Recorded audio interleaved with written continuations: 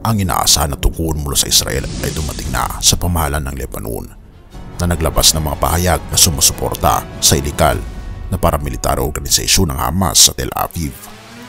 Ating tingnan ang update patungkol sa bagay na ito.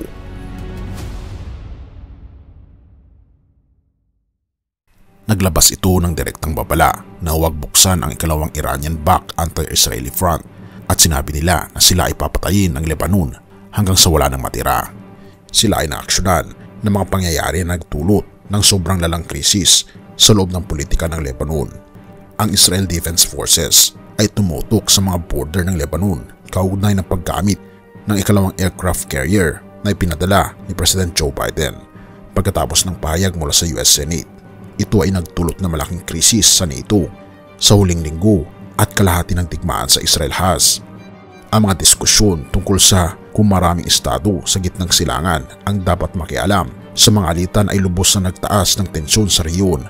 Ang mga pahayag mula sa Ministry of Foreign Affairs ng Iran na kilala na nagbigay ng bukas na suporta sa maraming ilegal na paramilitary organisasyon tulad ng Hezbollah sa mga nakaraang taon ay nagpataas pa sa posibilidad ng pagbubukas ng bagong front.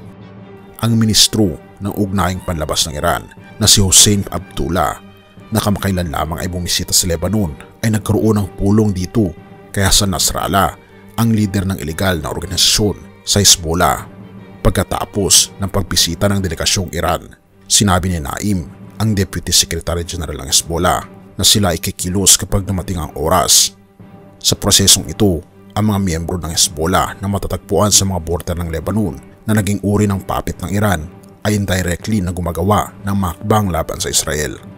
Gayunpaman, ang kamatayan ng isang sundalong Israel sa isang pag-atake na inorganisa ng mga miyembro ng iligal na organisasyon ng Hezbollah ay nagdulot na matinding galit.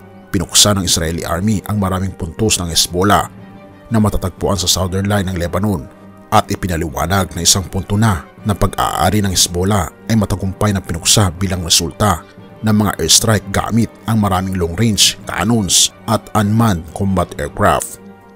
Ang tagapagsalita ng Israel Defense Forces na si General Daniel Hagari ay nagbanggit ng paglabag sa border ng isang drone na pag-aari ng Lebanese Hezbollah bilang dahilan ng pag-atake.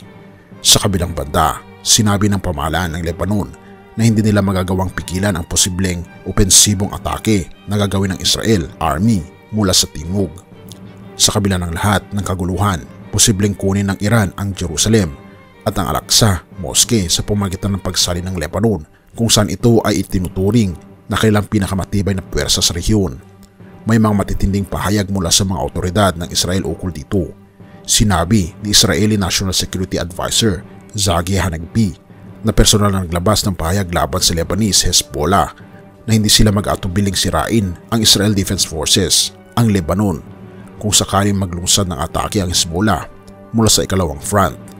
Ang mga pahayag ni General Daniel Hagari, ang tagapagsalita ng Israel Defense Forces, ay muli na nagdulot ng mga agam-agam na ang posibilidad na makikilahok ang Lebanon sa digmaan ay magdudulot ng masamang epekto sa usapin ukol sa mga problema na kinakaharap ng pamahalaan ng Lebanon na sumusunod sa mga direktiba ng Iran.